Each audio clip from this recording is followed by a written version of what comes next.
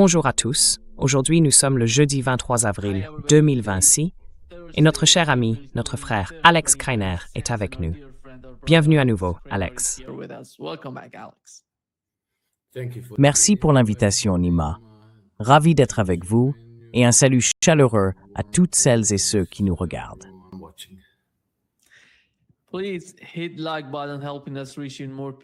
Merci de mettre un j'aime, ça nous aide à toucher plus de monde. Et suivez Alex sur son Substack, trendcompass.substack.com. C'est juste sous son nom, vous le verrez. Alors Alex, j'aimerais commencer par la situation actuelle de la guerre. On a eu un cessez-le-feu, 2 semaines de trêve. À la toute fin de cette période, Donald Trump a prolongé le cessez-le-feu parce que la partie iranienne, la délégation iranienne, a refusé de se rendre à Islamabad.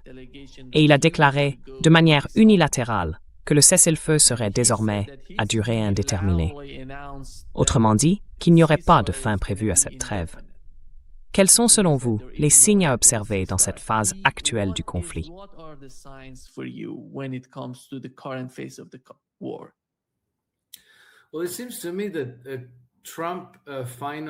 Eh bien, il me semble que Trump a fini par comprendre et accepter qu'il n'y a pas de solution militaire pour lui dans ce conflit. Vous savez, au départ, l'idée, c'était que le seul moyen de mettre fin au conflit, c'était une reddition inconditionnelle de l'Iran. Aujourd'hui, il essaye de trouver une sortie qui lui permette de sauver la face, mais il n'y en a pas. On ne peut pas nier que ça a été un fiasco, une énorme erreur. Mais il ne peut pas s'en sortir d'une manière qui ressemble, de près ou de loin, à une victoire. Donc je pense qu'il ne sait plus quoi faire maintenant. Et ce cessez-le-feu à durée indéterminée, en réalité, c'est juste comme s'il appuyait sur le bouton pause, sans vraiment prendre de décision.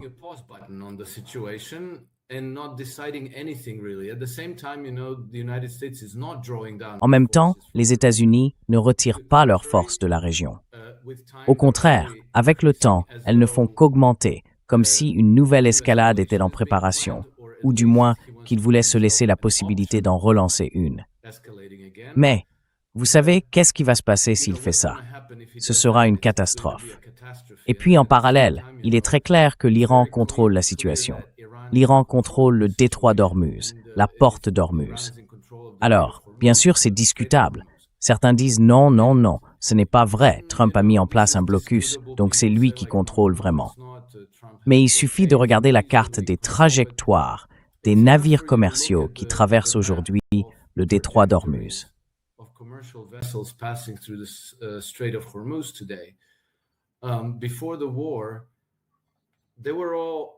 Avant la guerre, tous les navires passaient à peu près exactement au milieu du détroit. Mais l'Iran a imposé l'obligation de longer l'île de Keshm. Donc si on regarde les trajectoires aujourd'hui, on voit qu'ils passent tous par Keshm. Et puis, l'Iran reste capable de mobiliser sa marine, disons quasi inexistante, pour arraisonner et saisir les navires qui ne respectent pas ses exigences. Et à propos du blocus de Trump, comme on en a parlé la dernière fois, ce n'est pas un jeu vidéo. Ce n'est pas quelque chose où il suffit de dire « on va faire un blocus » et hop, le blocus existe. D'abord, le golfe d'Oman est beaucoup plus large que le détroit d'Ormuz.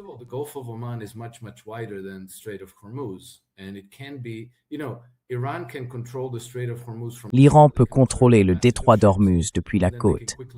Ils peuvent observer le passage des navires et ensuite intervenir très rapidement. Le golfe d'Oman, lui, est beaucoup plus large et les États-Unis doivent le surveiller depuis leur bâtiment de guerre. C'est une mission extrêmement exigeante sur le plan opérationnel qui doit être assurée 24 heures sur 24 sans interruption.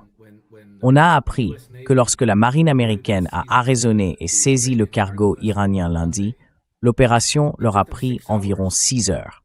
Et pendant ce temps-là, de nombreux navires continuaient de passer. J'ai entendu dire que sur les 48 dernières heures, une trentaine de cargos avaient traversé ce blocus. Autrement dit, ce blocus, c'est un peu comme un morceau de gruyère. Il est plein de trous.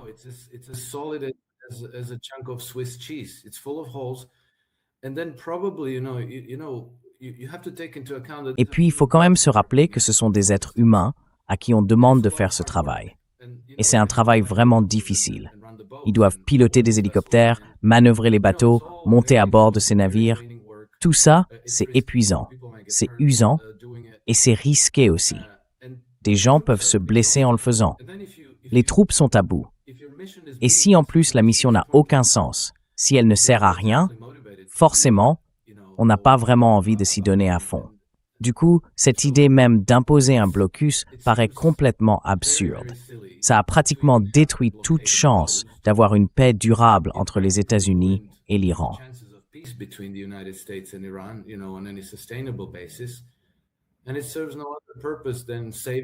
Et ça ne sert à rien d'autre qu'à sauver la face de Trump pour qu'il puisse prétendre qu'il contrôle la situation. Clairement, c'est pas le cas. Mais bon, c'est un outil de communication, en quelque sorte.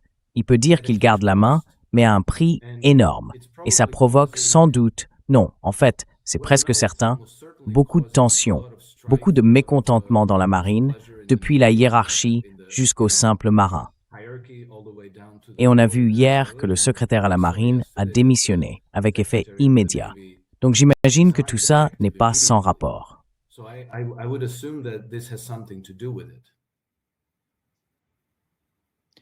Alex, on a demandé à Donald Trump.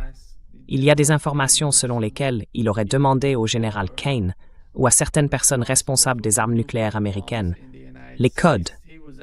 Parce que la situation, comme tu l'as dit, est tellement désespérée. C'est un piège. Quand on regarde la situation dans laquelle se trouve Donald Trump, on voit bien que c'est lui qui s'est tendu ce piège. Personne d'autre ne l'a fait. Et je pense que, pour ceux d'entre nous qui soutiennent que Benjamin Netanyahu agit enfin en coulisses, la décision, au bout du compte, c'était bien celle de Trump.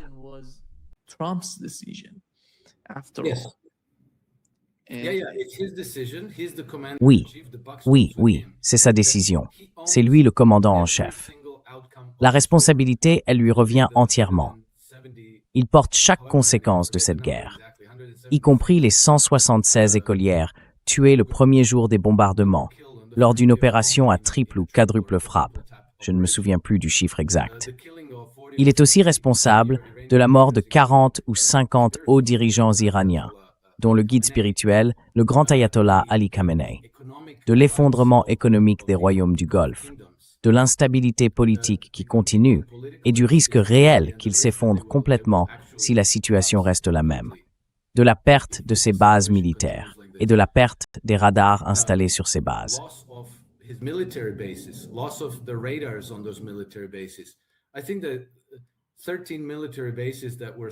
Je pense que les 13 bases militaires qui entouraient l'Iran ont été soit gravement endommagées, soit complètement détruites. Donc, ce n'est pas une victoire.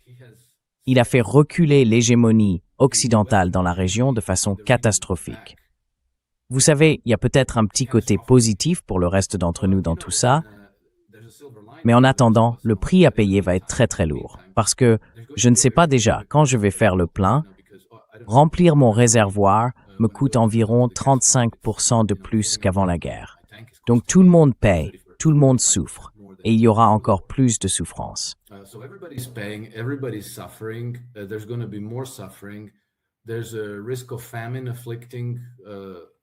Il y a un risque de famine qui pourrait frapper une grande partie de l'humanité à travers le monde.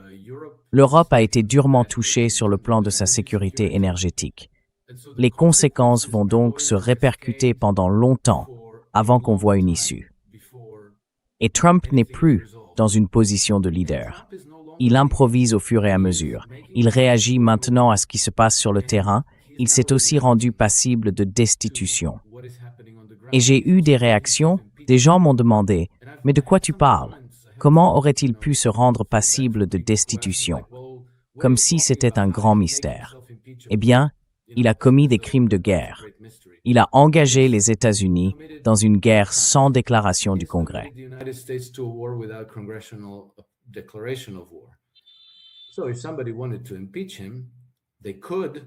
Donc si quelqu'un voulait le destituer, il pourrait le faire. Et si le climat politique aux États-Unis le justifie, il sera destitué. Cette fois, c'est presque sûr qu'il sera reconnu coupable, qu'il sera effectivement destitué. Du coup, il s'est un peu mis dans une situation comparable à celle de Benjamin Netanyahou, où il doit façonner toute la politique étrangère du pays autour de l'idée d'éviter la destitution et de gagner les élections de mi-mandat en novembre. Ce qui veut dire en fait que ses objectifs politiques ultimes déterminent sa politique étrangère, plutôt que la stratégie immédiate ou les objectifs à court terme. Et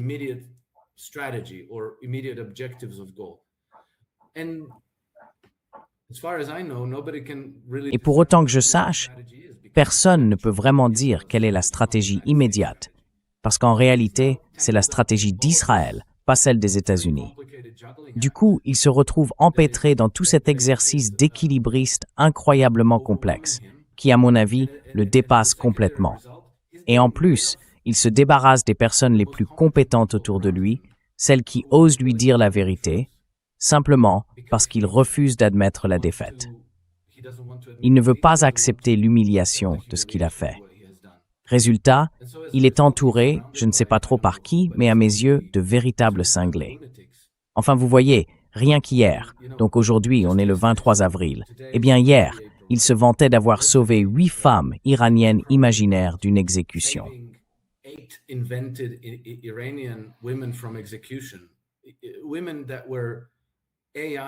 Ces femmes, en fait, c'étaient des portraits générés par l'intelligence artificielle. Et ensuite, ils ont inventé toute une histoire sur de soi-disant Iraniens diaboliques qui allaient les exécuter, ces jolies jeunes filles qui d'ailleurs se ressemblent toutes, presque exactement. Puis il est intervenu, et les Iraniens, soi-disant parce que c'est Donald Trump, auraient dit « D'accord, ne nous faites pas de mal, on va épargner ces filles ». Et ensuite, il publie sur Truth Social que, grâce à lui, ces femmes ne seront pas exécutées. Je veux dire, ça peut paraître anecdotique, mais c'est très révélateur de ce qui se passe à l'intérieur de l'administration Trump. Il n'y a personne pour lui dire « Monsieur le Président, c'est un canular ».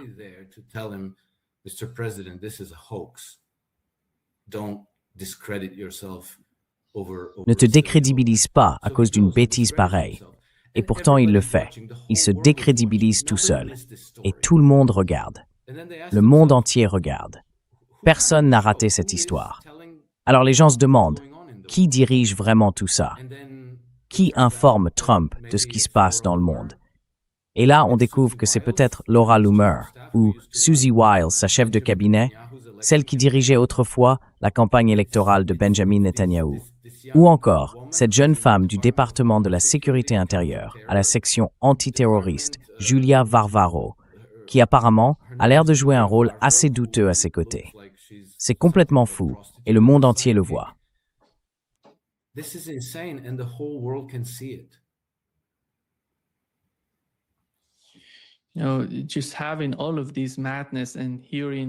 Vous savez, avec toute cette folie, on entend dire qu'apparemment Tulsi Gabbard, qu'on la pousse à démissionner avant les élections de mi-mandat. Et ça, c'est un vrai chaos à Washington. Est-ce que c'est le résultat de la politique de Trump, entouré de gens qui lui disent toujours oui? Tous ceux qui l'entourent semblent là pour écouter, pas pour critiquer la stratégie des États-Unis. On a déjà vu ça avec Joe Kent, qui, dès le moment où il a démissionné, a clairement dit qu'il était contre la guerre. Et il l'a dit haut et fort. C'est pour ça que je pense qu'il y a sans doute beaucoup de gens dans l'administration dont on n'entend pas parler, parce qu'ils ne veulent pas affaiblir, d'une manière ou d'une autre, la domination de la présidence Trump au sein du Parti républicain.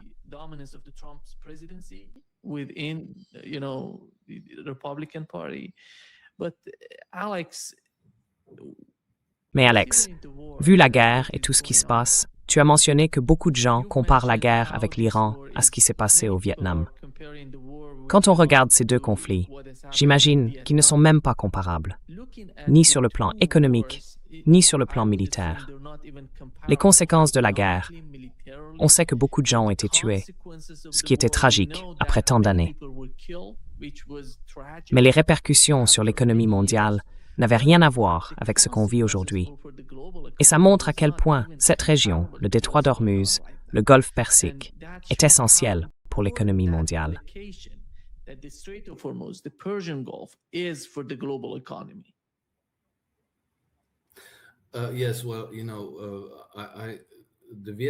Oui, enfin, vous savez, la guerre du Vietnam a commencé avant ma naissance. Mais évidemment, les choses ont tellement changé qu'on ne peut même plus comparer. La guerre elle-même, vous voyez, le Vietnam n'avait rien de comparable à l'arsenal ou aux capacités de défense de l'Iran aujourd'hui. Donc, ils ont dû mener une guerre d'insurrection. On pourrait peut-être comparer ça à l'Afghanistan, aux talibans. Mais ils ont perdu au Vietnam face à l'insurrection. Et ils ont perdu en Afghanistan face à l'insurrection, parce que ce n'est jamais simple de mener une guerre à plus de 10 000 kilomètres de sa base. C'est difficile. Il faut tout acheminer sur place. La nourriture, l'eau, le matériel, les munitions, les soldats. Il faut les faire tourner, les laisser se reposer. Et ça, c'est toujours le talon d'Achille de n'importe quel empire.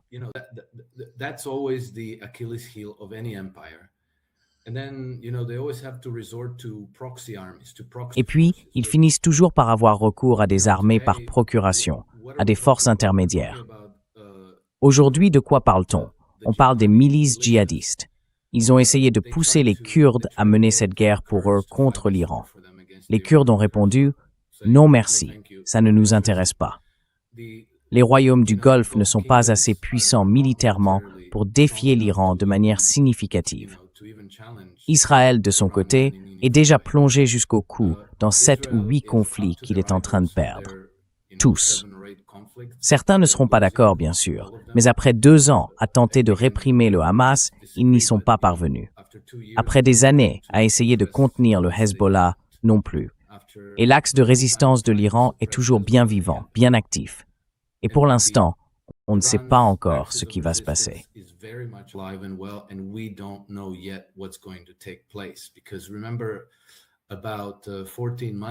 Souvenez-vous, il y a environ 14 mois, le régime de Bachar al-Assad est tombé. Une partie de son armée arabe syrienne est partie au Liban et une autre partie est allée en Irak. Des divisions entières sont allées en Irak. Elles ne se sont pas volatilisées. Elles sont toujours quelque part. Et je pense que peut-être, quand la situation arrivera à maturité, elle pourrait réapparaître, redevenir visible, et qu'il pourrait y avoir une marche sur la Syrie. Et après ça, peut-être une marche sur sur Israël. Donc ce n'est pas quelque chose qui va disparaître de sitôt. Trump a lancé un processus qu'il ne peut pas contrôler. Et la suite des événements qui nous attend n'est pas quelque chose que qui que ce soit puisse prévoir avec précision.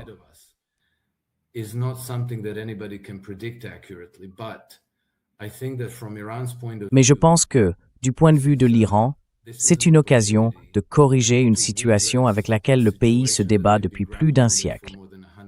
Je veux dire des attaques constantes, sous une forme ou une autre, de la part des puissances coloniales occidentales. Tout cela a conduit à ce que l'Iran se retrouve entouré de bases militaires britanniques et américaines, et à ce que son économie et son développement soient étouffés. Franchement, ils s'en sont plutôt bien sortis malgré tout ça.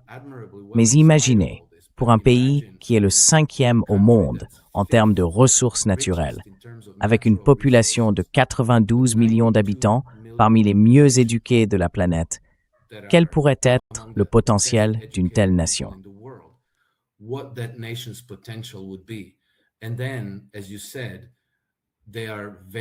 Et puis, comme vous l'avez dit, ils occupent une position très stratégique à la croisée de l'Est et de l'Ouest.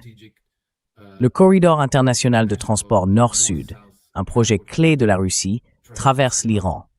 L'initiative chinoise des nouvelles routes de la soie passe elle aussi par l'Iran. La Russie et la Chine ont toutes deux désigné l'Iran comme le pilier de la future architecture de sécurité. L'Iran est donc idéalement placé pour tirer parti de tout cela et s'épanouir, comme il ne l'a pas fait depuis des siècles, s'il parvient à se libérer des idées colonialistes, occidentales, du sabotage, des attaques, des changements de régime et des assassinats.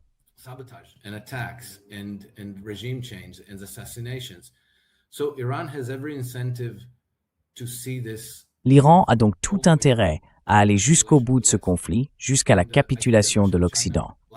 Et je pense que la Russie et la Chine, elles aussi, ont intérêt à ce que tout cela se termine avec succès. À mon avis, ce conflit va continuer, peut-être lentement, progressivement, mais il y aura sans doute des épisodes d'escalade avant qu'Israël ne soit contraint de changer. Et par là, je veux dire qu'il devra passer du statut d'État juif à celui d'un pays normal, composé de 3 peuples fondateurs, avec des droits égaux. Sans ça, on ne sortira jamais de cette situation.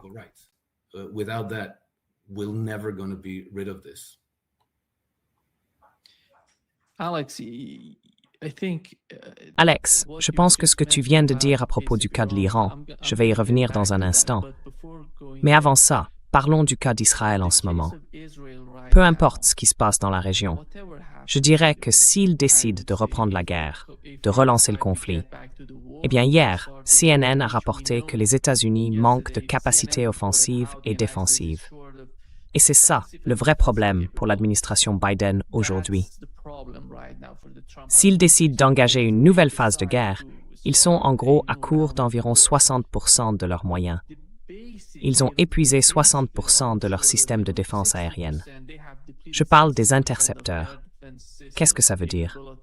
Ça veut dire que la situation en Israël est directement touchée.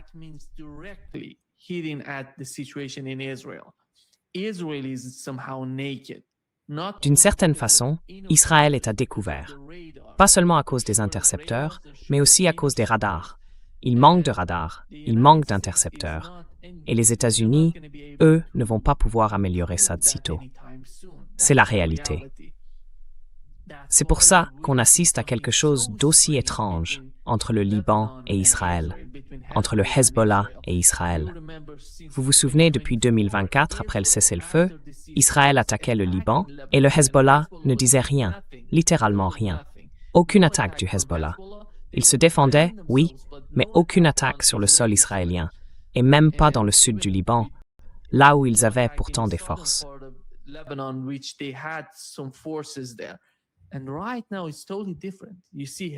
Et en ce moment, c'est complètement différent.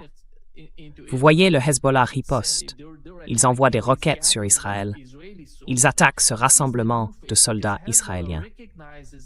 C'est une nouvelle phase, parce que le Hezbollah sait qu'Israël manque d'intercepteurs. Ils ne peuvent pas aller très loin pour se défendre. Alors que, vous savez, le coût pour le Hezbollah d'envoyer ce genre de roquettes est minime comparé à ce qu'Israël doit dépenser. C'est la réalité. Je pense que le Hezbollah est tout à fait capable de se défendre contre Israël en ce moment. Comment voyez-vous cela? Vous avez mentionné l'Axe. Comment vous le percevez?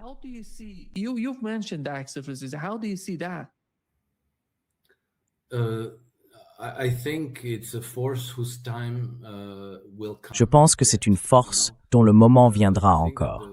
Je crois que les États-Unis et les puissances occidentales essayent d'éliminer cette force en poussant le gouvernement libanais et l'armée libanaise à désarmer le Hezbollah. C'est pour ça qu'ils ont ces discussions. Ils veulent engager des négociations entre le gouvernement du Liban et Israël, une sorte de normalisation, mais conditionnée au désarmement du Hezbollah.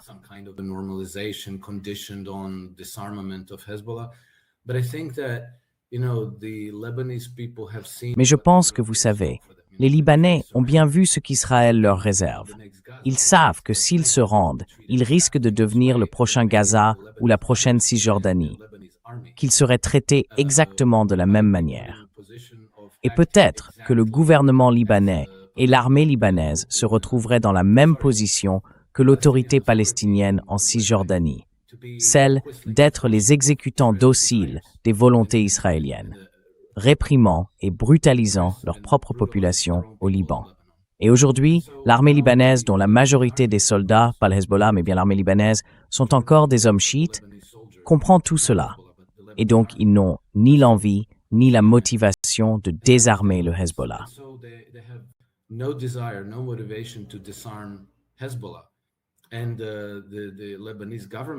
Le gouvernement libanais sait très bien que s'il essayait de désarmer le Hezbollah, cela pourrait déclencher une guerre civile très sanglante au Liban.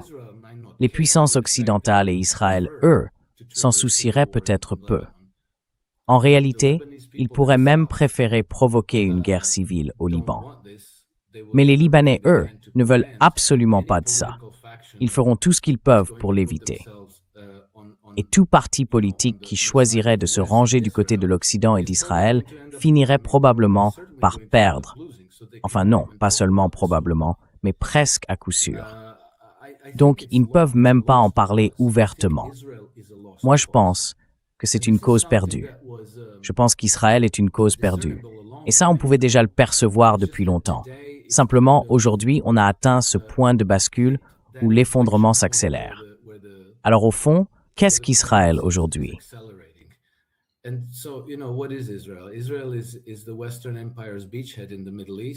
Israël, c'est un peu la tête de pont de l'Empire occidental au Moyen-Orient, non? Et dans l'histoire, tous les empires ont fini par s'effondrer, parce que le coût pour les maintenir, le coût pour défendre leur hégémonie sur différentes régions du monde, devient à la longue bien plus élevé que les bénéfices que l'Empire apporte à la nation qu'il porte. Aujourd'hui, cette nation, c'est les États-Unis. Mais c'est arrivé à tous les empires avant eux. La Grèce antique, Rome, l'Empire espagnol, l'Empire français, belge, britannique. Ils ont tous fini par tomber. Donc on peut presque considérer comme certain que cet empire-là s'effondrera aussi. On ne sait juste pas encore comment ça va se passer, ni quand, ni quelles batailles seront menées, ni quels présidents seront aux commandes. Trump, lui, était censé changer le cours de la politique américaine.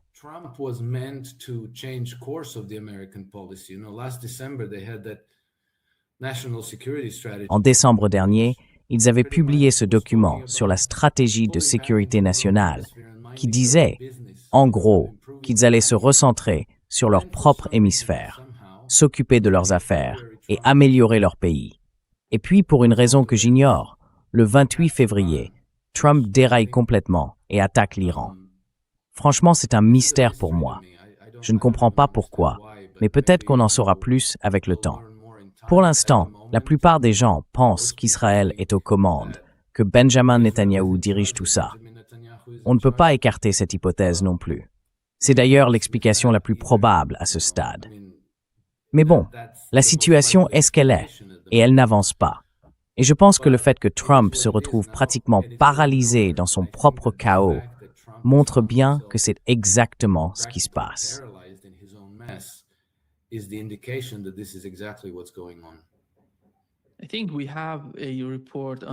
Je crois qu'on a un article du New York Times. En gros, le journal expliquait que le jour où les États-Unis ont décidé d'entrer en guerre avec l'Iran, Benjamin Netanyahou est arrivé dans la salle avec un plan. Il a convaincu tout le monde que ce plan allait marcher. L'idée, c'était d'affaiblir l'Iran, de provoquer un changement de régime, de s'emparer du pétrole et des ressources iraniennes. Il pouvait y avoir un certain chaos en Iran, mais ça ne les inquiétait pas. Et à la fin, d'après le New York Times, Donald Trump aurait dit « ça me va ».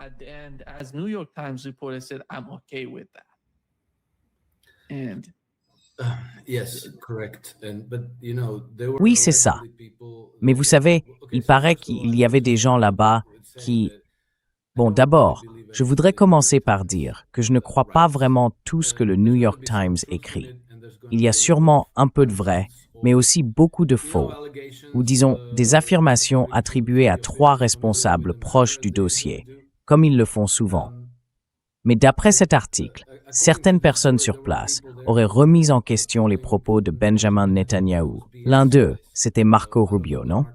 Donc il n'y avait pas vraiment de consensus du genre. Oui, Netanyahou nous donne des informations fiables, allons-y les yeux fermés.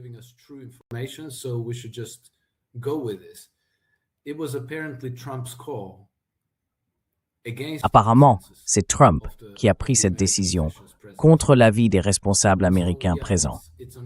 Donc oui, c'est sur lui que ça retombe. Mais je ne sais pas, tu te souviens peut-être Nima, avant le 28 février, on en avait parlé. Et l'une des raisons pour lesquelles je pensais que Trump ne ferait jamais ça, c'est que, de toute évidence, c'est l'ambition d'Israël. Et qu'Israël a bien sûr des soutiens très puissants un peu partout en Occident. Certains de ces soutiens aimeraient voir Donald Trump éliminé et tout son mouvement politique MAGA réduit à néant. Donc, pour le même prix, en attaquant l'Iran, il pourrait aussi détruire Trump, ou du moins tout ce qu'on pensait qu'il représentait.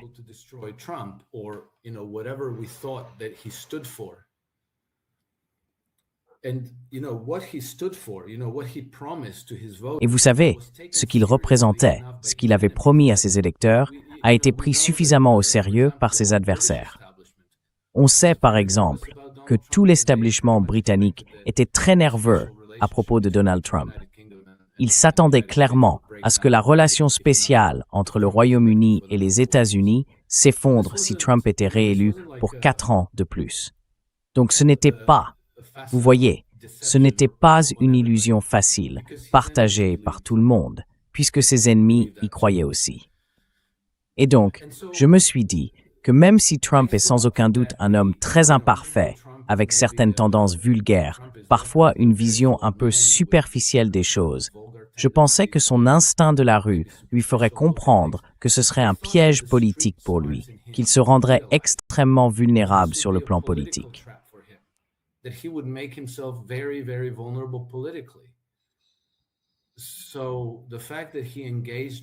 Le fait qu'il se soit lancé dans ce pari, parce que oui, c'était bien un pari sans aucune garantie de réussite. Vous savez, Benjamin Netanyahou lui disait une chose. D'autres responsables, comme Marco Rubio, Joe Kent et d'autres encore, lui disaient tout autre chose. Et lui s'est dit, bon, peu importe, je tente le coup, et peut-être que j'en sortirai vainqueur, avec une victoire spectaculaire contre ce grand rival, l'Iran. C'était un pari, rien de plus. Et le fait qu'il ait appuyé sur la gâchette, qu'il ait vraiment pris ce risque, c'est tout simplement incompréhensible.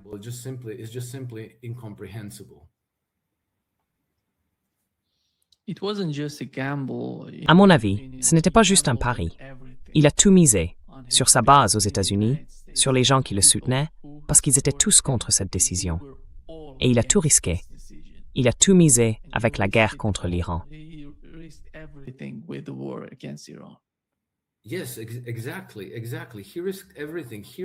Oui, exactement. Il a tout risqué. Il a risqué son avenir politique, sa présidence et même son héritage, ce qui est complètement fou. Et tu vois, maintenant on en voit les résultats. Parce que franchement, pour autant que je sache, beaucoup de ces récits anti-Trump, pourraient simplement être la conséquence de ça.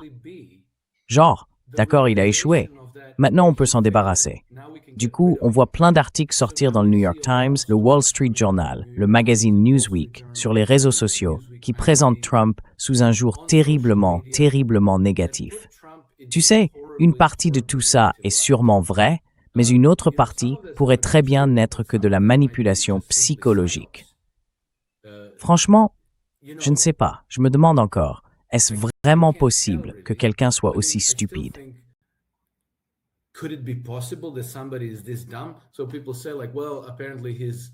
Alors les gens disent, genre, apparemment, il serait au premier stade de la démence, donc il ne raisonne plus aussi clairement qu'avant. D'accord, oui, peut-être que c'est possible. Mais vous voyez, tout ça, ce sont des petits éléments qui alimentent le récit du genre. Peut-être qu'on devrait envisager le 25e amendement. Clairement, il ne devrait pas gagner les élections de mi-mandat. Et clairement, celui qui viendra après lui, enfin, J.D. Vance, c'est pas mieux. Donc tout ça commence à s'accumuler. Et puis, vous savez, Trump est sur une pente descendante en ce qui concerne sa carrière politique. Et maintenant, excusez-moi Nima, et vous aussi, chers téléspectateurs, mais j'ai quelqu'un à la porte, et il ne va pas partir. Il va continuer à sonner. D'accord. Et je pense que ce qui est important en ce moment, dans l'affaire de Donald Trump, c'est de savoir s'il existe une issue pour lui dans le dossier de l'Iran.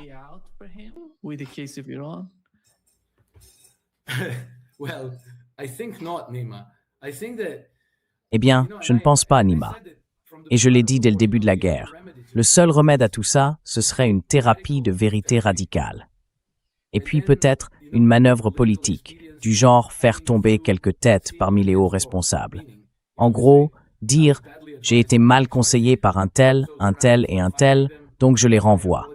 Je présente mes excuses à l'Iran et au peuple américain.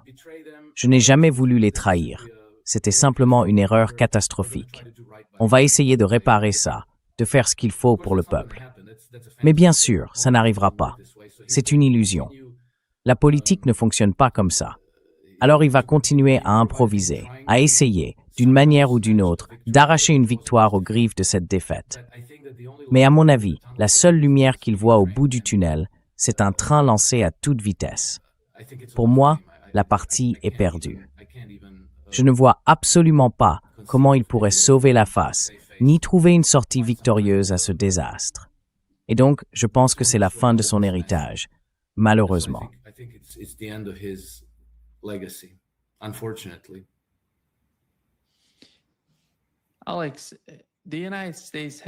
Alex, les États-Unis ont poussé la Russie à lancer une opération militaire spéciale en Ukraine.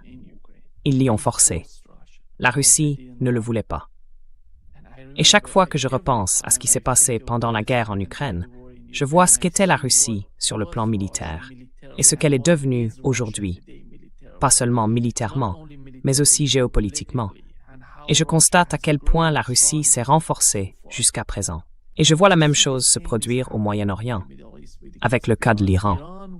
L'Iran a subi d'énormes sanctions pendant très longtemps. L'économie a été frappée par ces sanctions et elles ont affaibli la puissance iranienne, la domination iranienne dans la région. En réalité, c'était un véritable blocus qui a duré des années. Ils ne pouvaient plus communiquer avec d'autres nations à cause des sanctions américaines, à cause de la domination du dollar.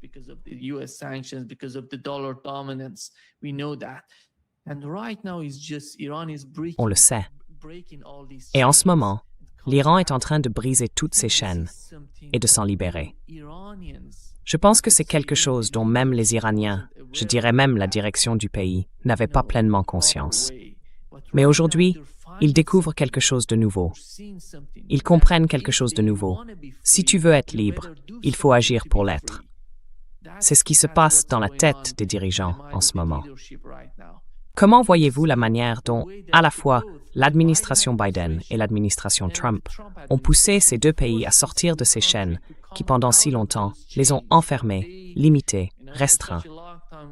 Et maintenant, ces chaînes ne sont plus là. Ils s'en libèrent.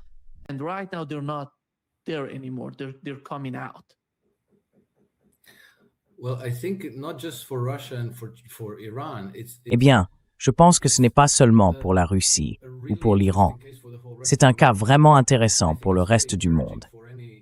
Et je trouve que c'est très encourageant pour tout mouvement souverainiste ou indépendantiste de simplement reprendre le contrôle de la souveraineté de son propre pays et de rejeter le diktat de l'Occident. Depuis la Seconde Guerre mondiale, les États-Unis ont pu intimider le reste du monde avec leur groupe aéronaval et projeter leur puissance d'une manière qui dissuadait quiconque de vouloir déclarer ou affirmer son indépendance, ou simplement dire non à l'Empire occidental. Aujourd'hui, je crois que tout le monde reconnaît que l'Occident est à bout de souffle, qu'il n'a plus la capacité de forcer d'autres pays à se soumettre ou à s'humilier. Et maintenant, beaucoup comprennent qu'ils pourraient vivre bien mieux, être plus riches, plus prospères, et qu'ils peuvent désormais imposer leurs propres conditions.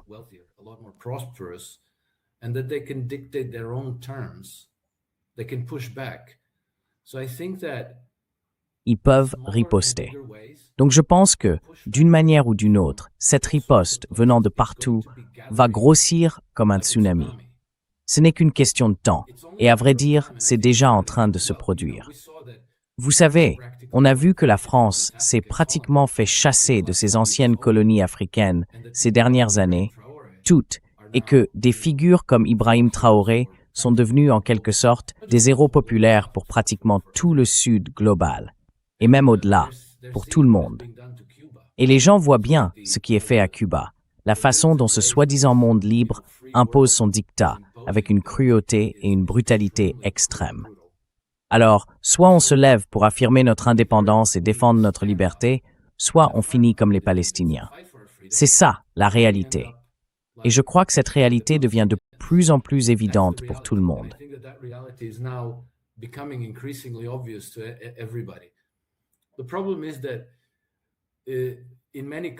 Le problème, c'est que dans beaucoup de pays, on a encore les élites au pouvoir. Vous savez, celles qui ont leurs comptes en banque, leurs villas et leurs yachts en Floride, dans le sud de la France, à Marbella, en Suisse, à Londres, et j'en passe.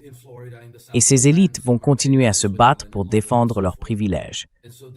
Elles vont utiliser tout l'appareil d'État pour tenter de réprimer leur propre population. Mais autrefois, elles pouvaient toujours compter sur l'Empire, sur les États-Unis, sur la France, sur la Grande-Bretagne, pour venir à leur secours quand la situation devenait vraiment difficile. C'est comme ça que ça se passait, en gros.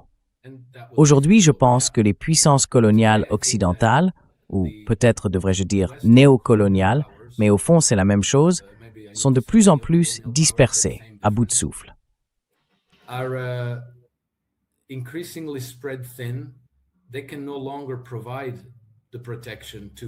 Ils ne peuvent plus assurer la protection de leurs vassaux. Le premier épisode vraiment flagrant de ça, c'était le retrait des États-Unis d'Afghanistan en 2021. On a alors vu le président du pays s'enfuir en hélicoptère avec des sacs remplis d'argent liquide et le gouverneur de la Banque centrale faire exactement la même chose. Je pense que c'est à ce moment-là que beaucoup de ces régimes, même des monarchies du Moyen-Orient, ont compris qu'ils devaient changer de cap, qu'ils devaient se rapprocher de leur population, mais aussi de la Russie et de la Chine. Cette transition avait déjà commencé, lentement, mais aujourd'hui, avec cette guerre contre l'Iran, ils se retrouvent dans une situation où ils risquent de tout perdre.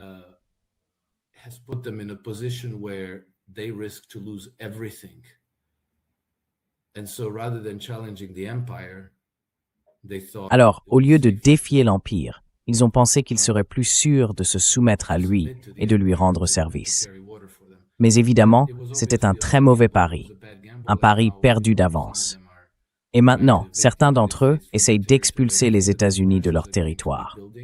Je pense que ces pressions vont continuer à monter et qu'au bout du compte, les États-Unis, la Grande-Bretagne, la France, l'OTAN, peu importe qui, devront faire leurs valises. Et s'ils veulent revenir, il faudra qu'ils reviennent comme de vrais partenaires, pour mener des discussions constructives, pour explorer des possibilités de coopération, pas pour dominer, pas pour imposer leur hégémonie, pas pour dire « voilà comment vous allez faire sinon ». Il faudra que ce soit une relation vraiment mutuellement bénéfique.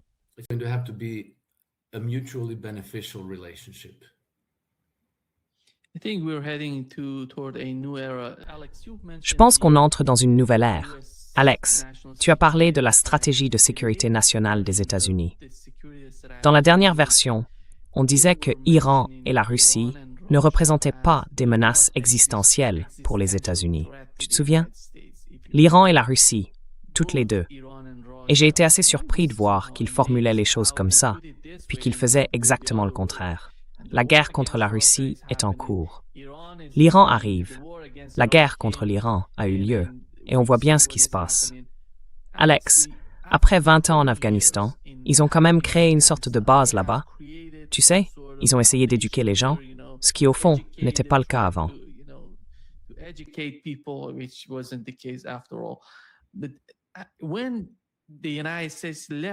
Mais quand les États-Unis ont quitté l'Afghanistan, qu'est-il arrivé à Ghani, le président afghan? Il a simplement quitté le pays. On aurait dit qu'il était américain. Il adorait les Américains qui vivaient en Afghanistan. C'est ça, la réalité. Il faut reconnaître les systèmes politiques en Russie, en Chine, en Iran. Il est temps d'en finir avec ce genre de discours qu'on retrouve dans leur stratégie de sécurité. Autocratie, démocratie, autocratie. Ça n'a plus de sens. Même en Europe, comme le dit souvent notre ami de ce podcast, Carl-Jacques Beau, même en comparant la Suisse à la France ressemble à une dictature.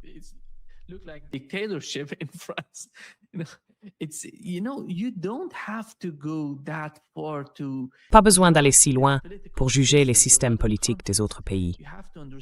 Il faut d'abord comprendre leurs capacités. Je pense que la Chine en est le meilleur exemple. La façon dont la Chine a su faire preuve de capacité. Là-bas, c'est un système communiste. Les membres du Parti communiste, c'est à peu près comme la population iranienne, environ 100 millions de personnes. Pour reconnaître cet immense héritage du peuple chinois, il faut le comprendre. Mais à Washington, il n'y a pas, vous savez, cette volonté, ni même cette manière de penser. Et ça, à mon avis, c'est l'échec total de Washington.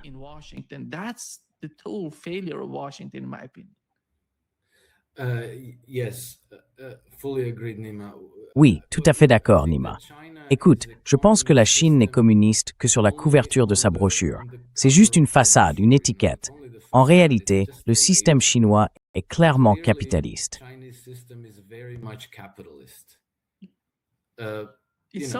C'est une sorte d'hybride. Oui, un hybride. Je trouve incroyable ce qu'ils ont réussi à créer. Allez-y.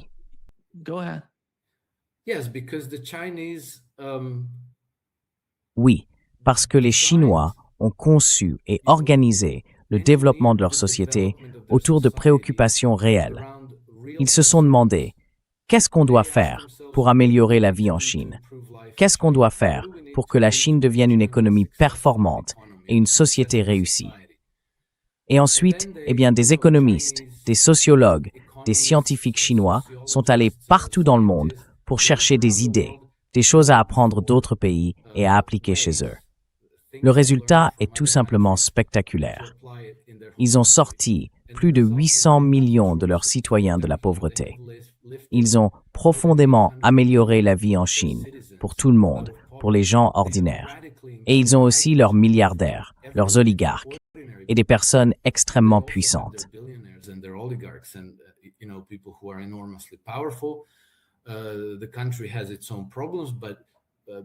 Le pays a ses propres problèmes, bien sûr. Mais dans l'ensemble, les Chinois vivent infiniment mieux aujourd'hui qu'il y a 40 ans, à une époque où la Chine était pratiquement le pays le plus pauvre du monde. Alors, oui, on peut les traiter de communistes autant qu'on veut. Mais c'est une société très réussie et une économie très performante. Et pour beaucoup de gens dans le monde, c'est un modèle. C'est la réalité, tout simplement. Et puis nous, en Occident, on aime se dire que nous sommes les économies prospères, les démocraties, les défenseurs des droits humains, tout ça. Mais au fond, ce ne sont que des étiquettes. Ce qu'il y a derrière, c'est très différent. On se dit, ici en Europe, qu'on vit dans des sociétés démocratiques, mais franchement, l'Union européenne, il n'y a rien de vraiment démocratique là-dedans.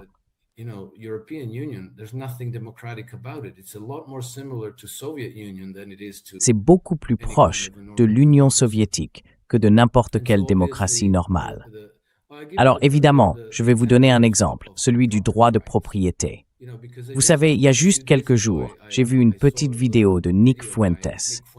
Nick Fuentes s'est fait saisir près d'un demi-million de dollars sur son compte bancaire par le département de la justice aux États-Unis, parce qu'il fait l'objet d'une sorte d'enquête. Il n'a été accusé d'aucun crime, encore moins condamné pour quoi que ce soit.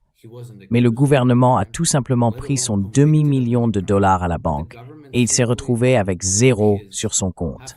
Et en pratique, il n'a quasiment aucun moyen de récupérer cet argent. Son avocat lui a dit « Considérez que c'est perdu ».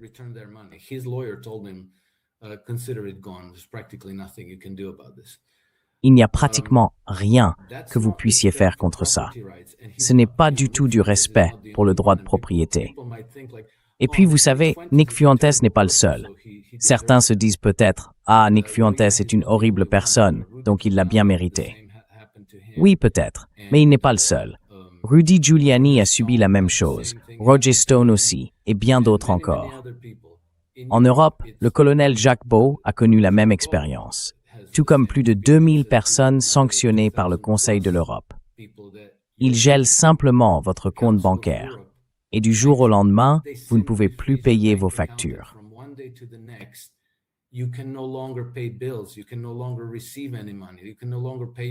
ne pouvez plus recevoir d'argent. Vous ne pouvez plus payer votre loyer, ni acheter de la nourriture. C'est une punition très très dure, parce qu'elle ne touche pas seulement la personne concernée. Elle frappe aussi tous ceux qui dépendent d'elle, ses enfants, ses proches, ses parents âgés. C'est une violation très claire, très flagrante des droits des gens, de leurs droits de propriété.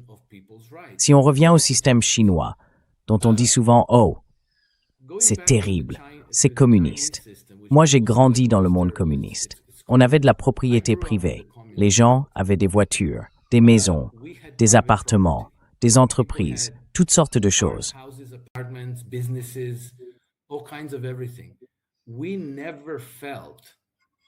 On n'a jamais eu le sentiment que nos droits de propriété étaient menacés, d'aucune manière. Je n'ai jamais entendu parler de quelqu'un à qui le gouvernement aurait confisqué ses biens. Alors vous savez, tout ce discours du genre « nous sommes des pays démocratiques et capitalistes, avec des droits humains, et la Chine est un terrible pays communiste », c'est juste de l'idéologie, rien d'autre que de l'idéologie. C'est profondément ancré dans les mentalités. Mais ça ne correspond pas à la réalité. La réalité, c'est que nous avons des problèmes en Occident. Les Chinois ont d'autres problèmes, mais ce n'est pas ce qu'on imagine. Ça n'a rien à voir avec le communisme. Nous, on a nos propres problèmes avec le communisme, même si on ne les appelle pas comme ça.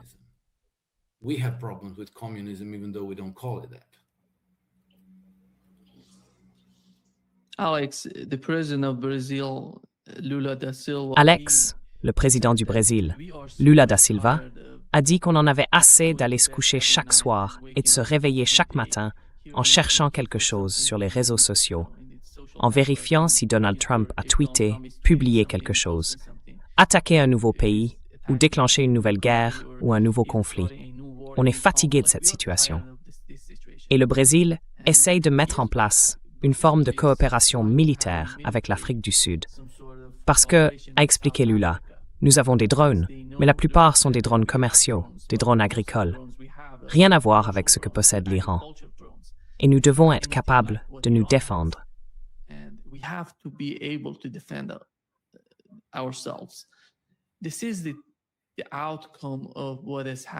Voilà le résultat de ce qui s'est passé jusqu'à présent dans l'esprit des gens, ici, en Amérique latine. Prenons l'exemple du Brésil. Le Brésil, c'est un grand pays, vous le savez, et ils ont peur des États-Unis. Qui sera la prochaine cible? Comment vont-ils réagir? Je pense que ce qu'on voit avec la Russie, l'Iran et la Chine, c'est la base d'un nouvel ordre en train de se construire. Parce qu'il semble que le Conseil de sécurité de l'ONU, il en a parlé, oui, mais regardez la structure de ce Conseil. C'est inutile. On ne peut rien faire avec un système pareil. Il y a toujours quelqu'un pour opposer son veto, bloquer la situation, bloquer les résolutions.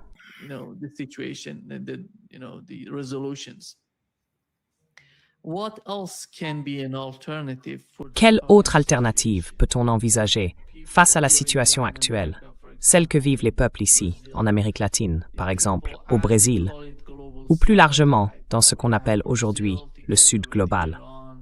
On voit le Brésil aux côtés de l'Iran, de la Russie et de la Chine. Je ne sais pas trop pour l'Inde. Quelle est la position de l'Inde?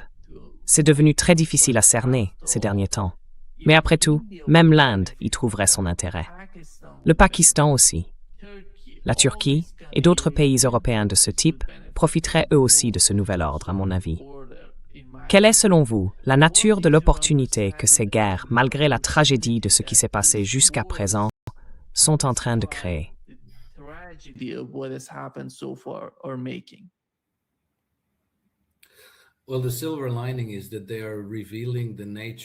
Le seul point positif, c'est qu'ils révèlent la vraie nature du système occidental, néocolonial et impérialiste.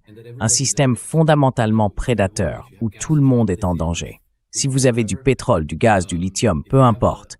Si vous avez une économie peu endettée qu'ils peuvent reprendre et surchargée de dettes, ils le feront. Ils attaqueront, ils exploiteront. Évidemment, ça ne commence jamais par une guerre. Ça commence par des sanctions, par d'autres formes d'intimidation. Mais ça monte en puissance, parce que le système de gouvernance occidental est au fond défini par nos cartels bancaires. Et ces cartels bancaires sont la source même de cette mentalité prédatrice, de cet instinct prédateur de l'Occident, parce que la richesse des autres peut être transformée en leur garantie.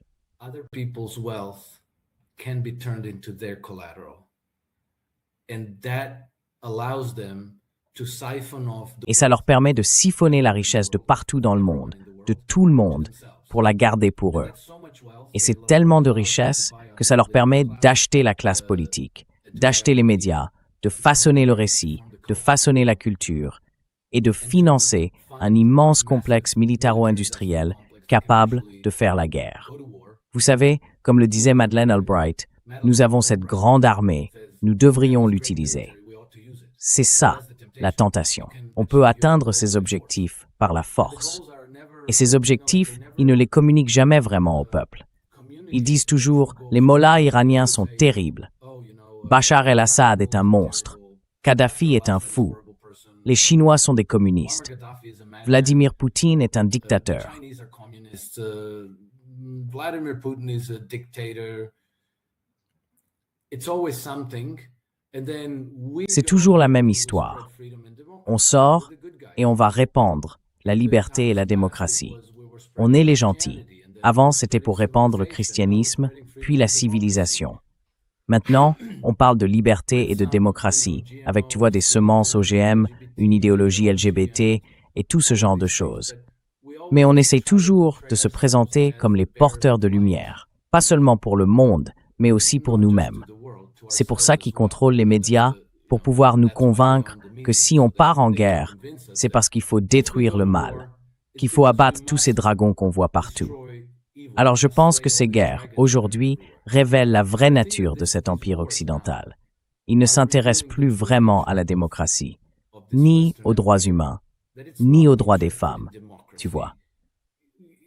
Human rights, women's rights, Donald Trump takes credit for... Vous savez, Donald Trump se vante d'avoir sauvé 8 femmes fictives en Iran pendant que son meilleur ami Benjamin Netanyahou massacre des femmes par centaines au Liban et par milliers à Gaza. Mais ça, apparemment, ça ne compte pas. Ce qui compte, ce sont ces 8 femmes en Iran, même si elles n'existent pas, même si elles ont été créées par l'intelligence artificielle. Je pense que, comme on dit, la guerre révèle beaucoup de choses. Et maintenant, on comprend mieux. Pour ceux qui étaient dans le déni, c'est devenu beaucoup plus difficile de le rester. Et puis, les gens dans le monde entier s'en rendent compte aussi. Parce que vous savez, tant qu'une partie d'une société croit encore au récit occidental, peut-être parce qu'ils envoient leurs enfants à Oxford, à Harvard, au MIT ou ailleurs, ces enfants reviennent en disant « Oui, oui, tout va bien, tout est formidable en Occident ».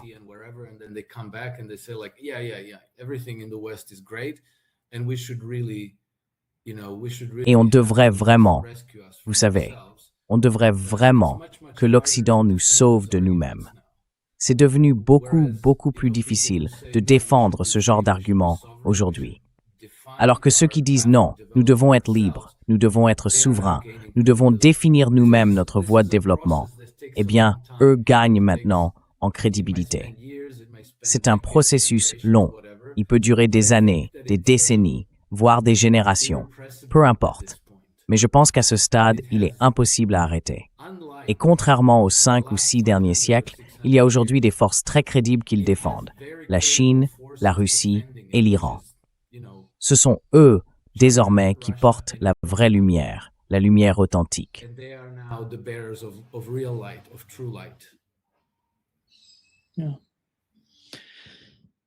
Merci beaucoup, Alex, d'être avec nous aujourd'hui. Un grand plaisir. Merci beaucoup. À la prochaine. À très bientôt. Au revoir. Prends soin de toi.